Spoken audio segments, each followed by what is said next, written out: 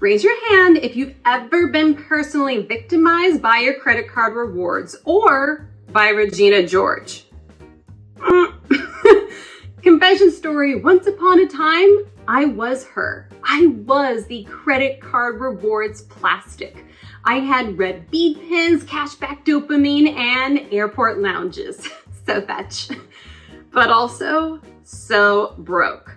By the end of today's happy hour, you'll see why reward points are never your friend. You're just Cady Heron walking into the plastics cafeteria. And yes, we're burning this debt book by the end of tonight in our happy hour. So pour yourself a drink, throw on your pajamas and pearls, and let's talk about how Regina George isn't just someone who'll make you feel pretty, powerful, and in control, but actually lives in your wallet as credit card rewards.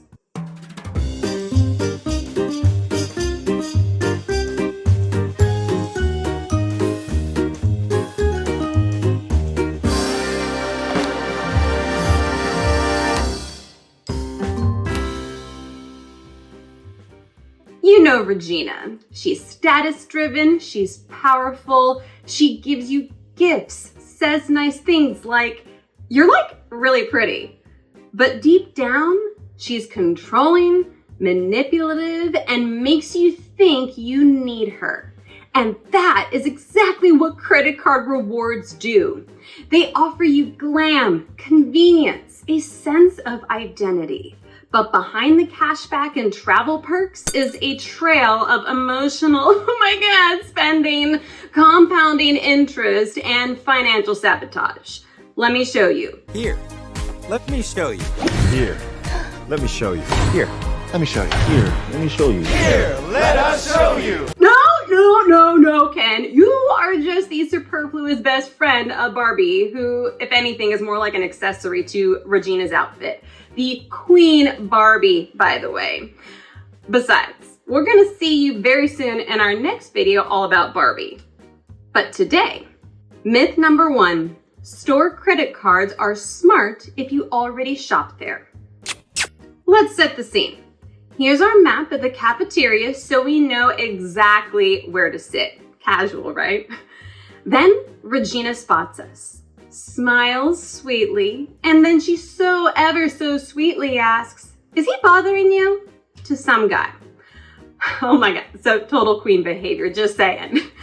And before we know it, she's inviting us to sit with her. Oh my God. Even though we were on our way to sit with our actual group of friends. But we sit down and she asks us why she doesn't know us. That's exactly what my first credit card did. It smiled at me, complimented my intentions, and offered me a seat. So sweet. It was my Gap credit card. I told myself it was smart.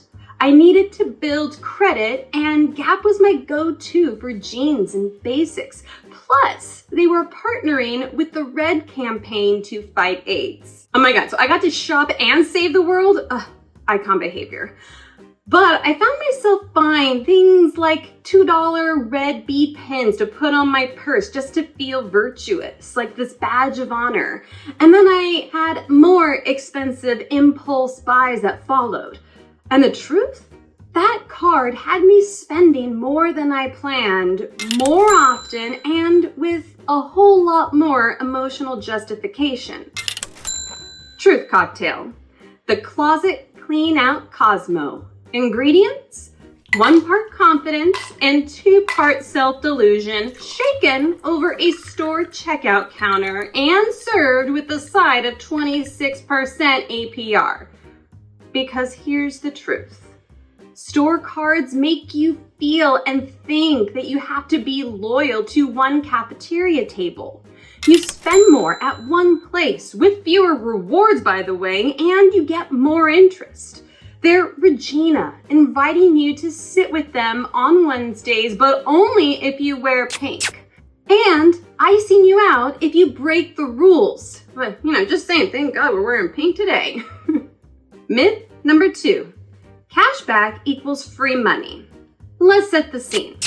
Regina eating caltine bars to lose weight. She believes she's doing something smart for herself, and then she declares, "These bars suck." No kidding. My chase freedom was my caltine bar. I genuinely believed I was being strategic. I was earning points, so many points. I was getting cash back.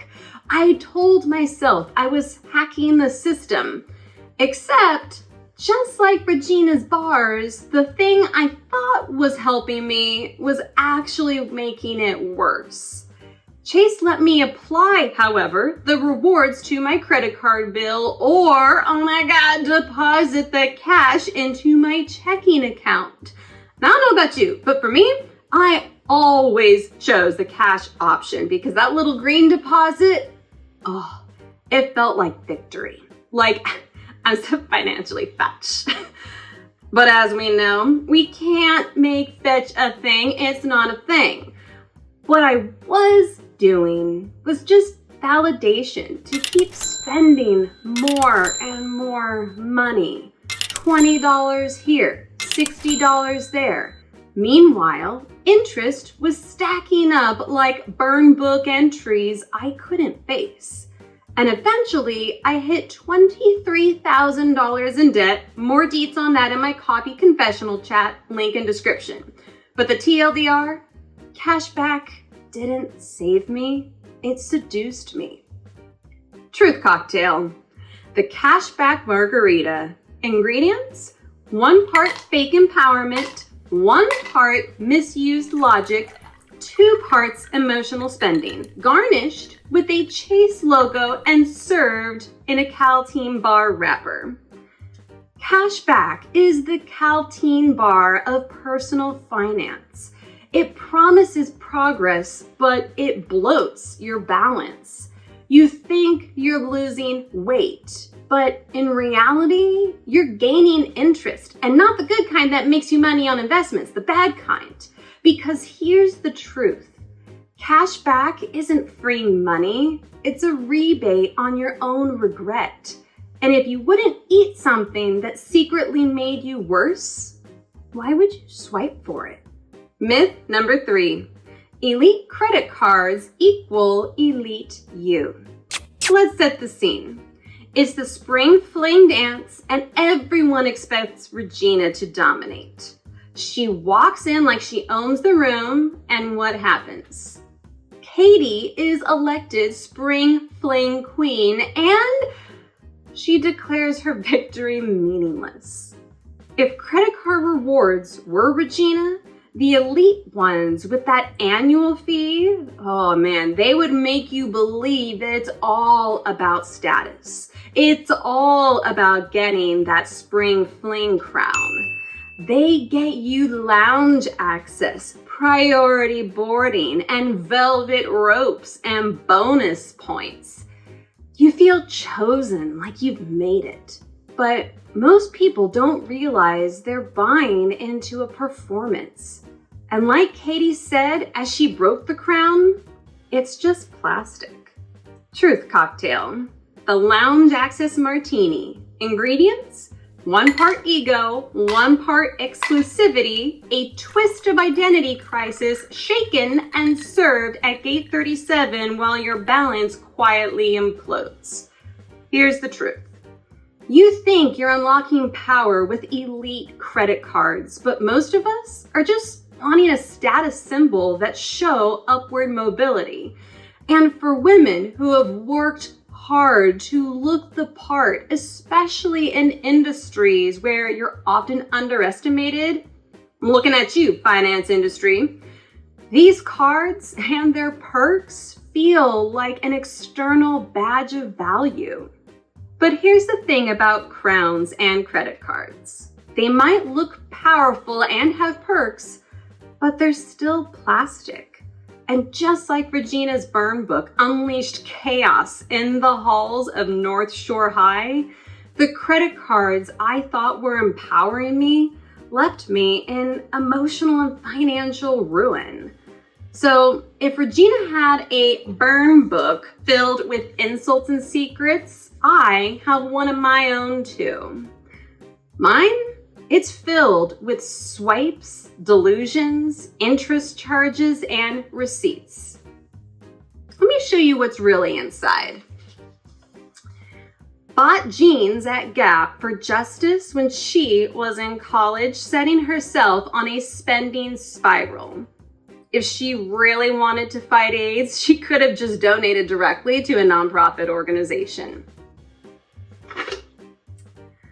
She got 5% back on plastic called Freedom that trapped her in $23,000 of high interest spending, making her feel like a slave for years.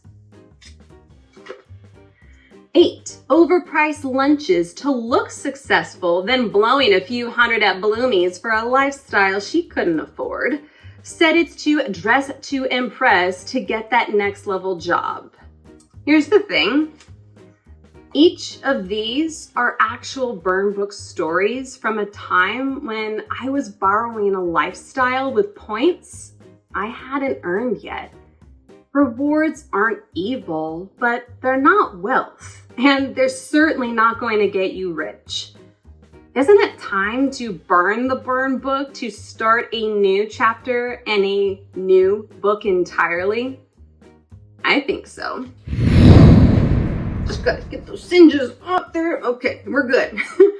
So when I did finally get that elite card that worked for me, that was my American Airlines card. And it was different, not because there's something special about the card, but because I got it on my own terms.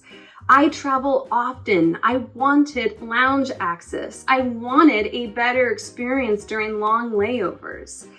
And I also made one promise. This card will never own me.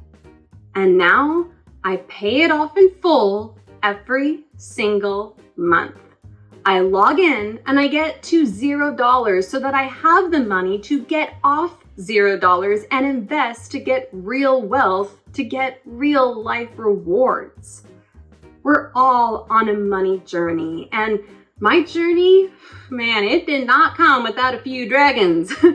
And so if you got your own debt book entry, drop it in the comments and let's burn these myths of credit card reward points together, page by page, lie by lie, like we're Dany in Game of Thrones before the season 8 messed up her character arc, not Fetch. Okay, I can't do it. Okay, Regina, one thing she was right about, Fetch isn't a thing, and I definitely cannot make it into a thing. Fetch, that's it. Fetch is a trap. And if you want more pop culture coffee confessionals or more happy hour money mixers with all of your favorite characters, hit like and subscribe and meet me next Sunday right here. And until then, cheers to living fetch-free, sort of a thing. Fetch-free, financially free, and maybe, just maybe, you'll see Daenerys Targaryen and Barbie in our next few episodes. Cheers.